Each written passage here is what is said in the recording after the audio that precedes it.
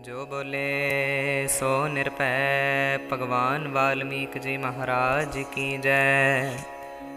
जो बोले सो निरपै श्री श्री 108 सतगुरु गुरु ज्ञाननाथ जी महाराज की जय। सर्बत साध संगत की जय। श्री राम जी बोले, हे मुनीश्वर, यह काल बड़ा बलिष्ठ है। जैसे राजा का पुत्र शिकार खेलने को जाता है तो वन में बड़े बड़े पशु पंखी उनसे खेद पाते हैं, तैसे यह संसार रूपी वन है, उसमें प्राणी मात्र पशु पंखी हैं। जब काल रूपी राजपुत्र उसमें शिकार खेलने आता है तब सब जीव भय पाते हैं और जर्जरीभूत होते हैं। फिर वह कौन उनको मारता है? हे मुनीश्वर, यह काल महाभैरव है, सबका ग्रास कर लेता है, प्रलय में सबका प्रलय कर डालता है और इसकी जो चंडिका शक्ति है उसका बड़ा उद्र है और काल का सबका ग्रास करती है।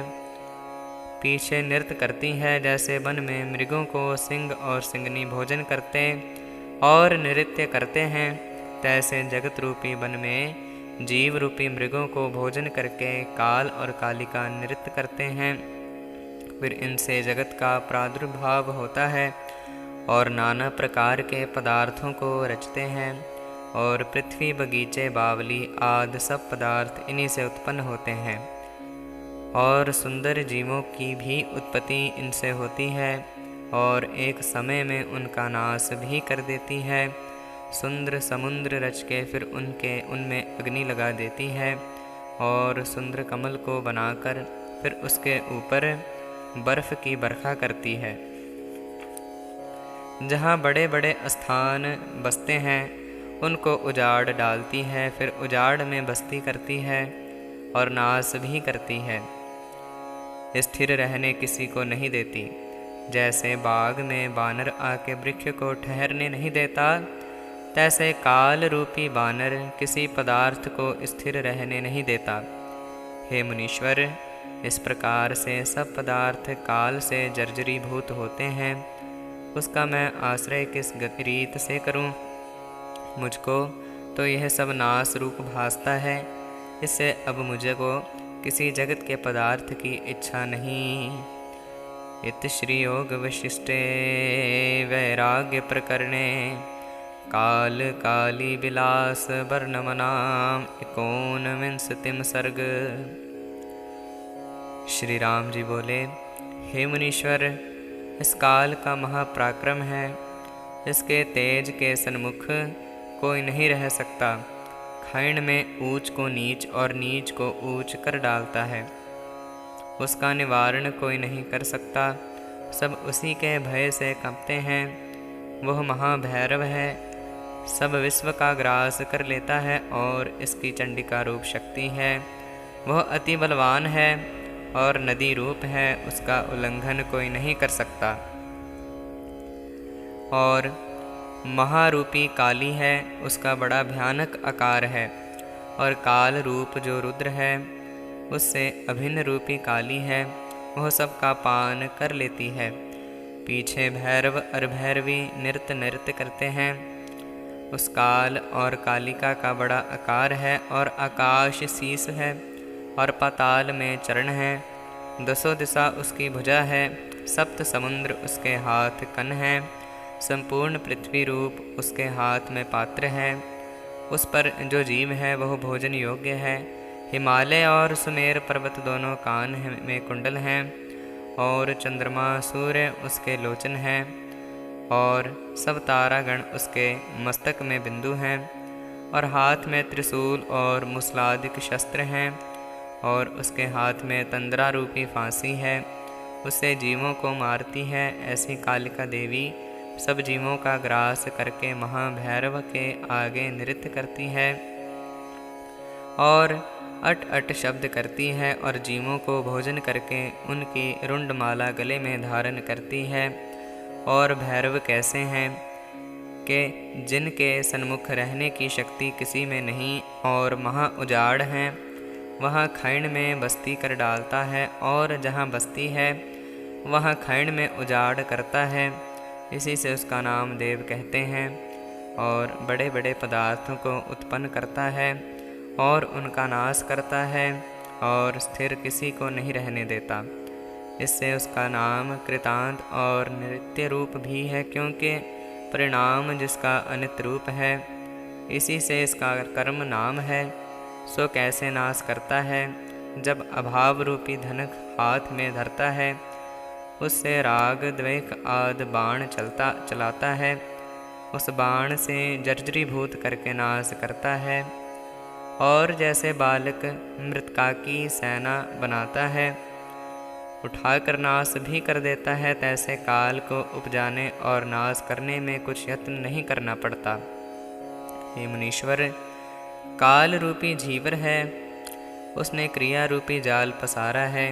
उसमें जीव रूपी पंखी पड़े फंसते हैं, सो फंसे हुए शांति नहीं पाते। हे मुनीश्वर, यह तो सब नाश रूप पदार्थ हैं, इनमें आश्रय किसका करूं कि जिससे सुख होए? यह तो स्थावर जंगम जगत सब काल के मुख में है, यह सब नाश रूप दृष्ट आवे हैं। इससे जो निर्भय पद होए, सो मुझसे कहिए। इत श्री योग वशिष्ठे वैराग्य प्रकरणे काल जुग पसारा वर्णमनाम विंशतिम सर्ग। श्री रामचंद्र जी बोले, हे मुनीश्वर, जितने पदार्थ भासते हैं वह सब नाश रूप हैं, तो मैं किसकी इच्छा करूं और किसका आश्रय करूं? इनकी इच्छा करनी मूर्खता है, और जितनी चेष्टा अज्ञानी करता है वह सबके दुख के निमित्त है। और जीवने से अर्थ की सिद्धि कुछ नहीं, क्योंकि बालक अवस्था में मूढ़ता रहती है, कुछ विचार नहीं रहता। और जब युवा अवस्था आती है तब मूर्खता करके विषयों को सेवता है और मान मोहादिक विकारों से मोहा जाता है। उसमें भी विचार कुछ नहीं होता और स्थिर भी नहीं रहता। फिर दीन का दीन रह के विषय की तृष्णा करता है, शांति नहीं पाता। हे मुनीश्वर, जितने यह भोग हैं वह रोग हैं, और आयु से महाचंचल हैं, और मृत्यु जो निकट है उसमें अन्यथा भाव नहीं होता। और जिनको संपदा जानते हैं वह अपदा है, और जिसको सत्य कहते हैं वह असत्य रूप है। और जिन स्त्री पुत्रादिकों को मित्र जानते हैं वह सब बंधन के करता हैं। और इंद्रियां महाशत्रु रूप हैं, वह सब मृग तृष्णा के जलवत हैं। और यह देह विकार रूप है, और मन महाचंचल और सदा अशांत रूप है। और अहंकार महानीच है, इसने ही दीनता को प्राप्त किया है। इससे जितने पदार्थ इसको सुखदायक भासते हैं वह सब दुख के देने वाले हैं, इनसे इसको कदाचित शांति नहीं होती। इससे मुझको इनकी इच्छा नहीं, यद्यपि देखने मात्र सुख भासते हैं, पर इनमें सुख कुछ नहीं और स्थिर नहीं रहते। जैसे समुद्र में नाना प्रकार के तरंग भासते हैं, वह सब बड़वा अग्नि के से नाश होते हैं, तैसे यह पदार्थ भी नाश होते हैं। मैं अपनी आयु में कैसे आस्था करूं? हे मुनीश्वर, बड़े समुद्र सुमेर राक्षस दैत्य देवता सिद्ध गंधर्व पृथ्वी अग्नि पवन यम कुबेर वरुण इंद्र ध्रुव चंद्रमा और बड़े ईश्वर जगत के कर्ता ब्रह्मा विष्णु रुद्र आदिकों को भी भक्षण करता है। और काल की स्त्री और सबका आधार आकाश और जितना जगत है यह सब नष्ट हो जाएगा, तो हमारी कौन गिनती है? हम किसकी आस्था करें और किसका आश्रय करें? यह जगत सब ब्रह्म मात्र है। अज्ञानी की इसमें आस्था होती है और हमारी नहीं कि जगत ब्रह्म कैसे उत्पन्न हुआ है। और मैं इतना जानता हूँ कि संसार में इस जीव को इतना दुखी अहंकार ने किया है। हे मुनीश्वर, यह पुरुष परम शत्रु अहंकार करके भटकता फिरता है। जैसे रस्सी से बंधे हुए पतंग कभी ऊर्ध्व और कभी नीचे जाते हैं, स्थिर कभी नहीं होते, तैसे जीव अहंकार करके कभी ऊर्ध्व और कभी अर्ध को जाता है, स्थिर कभी नहीं होता।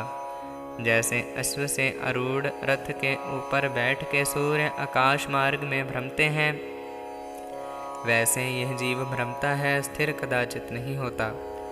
हे मुनीश्वर, यह जीव परमार्थ सत्य स्वरूप से भूला हुआ भटकता है और अज्ञान करके संसार में आस्था करता है और भोगों को सुख रूप जानकर उसमें तृष्णा करता है, और जिसको सुख रूप जानता है वह रोग समान है और विख्य से पूर्ण सर्व जीव का नाश करने वाला है, और जिनको सत्य जानता है वह असत्य है, सब काल के मुख में ग्रसे हुए हैं। हे मुनीश्वर, विचार बिना जीव अपना नाश आप ही करता है, क्योंकि इसका कल्याण करने वाला बोध है। जो सत्य विचार बोध की शरण जाए तो कल्याण होए, और जितने पदार्थ हैं वह स्थिर नहीं, इनको सत्य जानना दुख के निमित्त है। हे मुनीश्वर, जब तृष्णा आती है तब आनंद और धैर्य को नाश कर देती है। जैसे वायु मेघ का नाश कर डालता है, तैसे तृष्णा ज्ञान का नाश कर डालती है। इससे मुझे वही उपाय कहिए जिससे जगत का भ्रम मिट जावे और अविनाशी पद की प्राप्ति होए। इस ब्रह्म रूप जगत की आस्था मैं नहीं देखता। इससे जैसी इच्छा होए वैसा करे, परंतु सुख दुख जो इसी को होने हैं वह होंगे, कभी ना मिटेंगे। चाहे पहाड़ की कंदरा में बैठे, चाहे कोट में, परंतु जो होने का है वह अवश्य होगा। इसमें यत्न करना मूर्खता है। इत श्री योग वशिष्ठे वैराग्य प्रकरणे काल विलास वर्णम नाम विंशतिम सर्ग।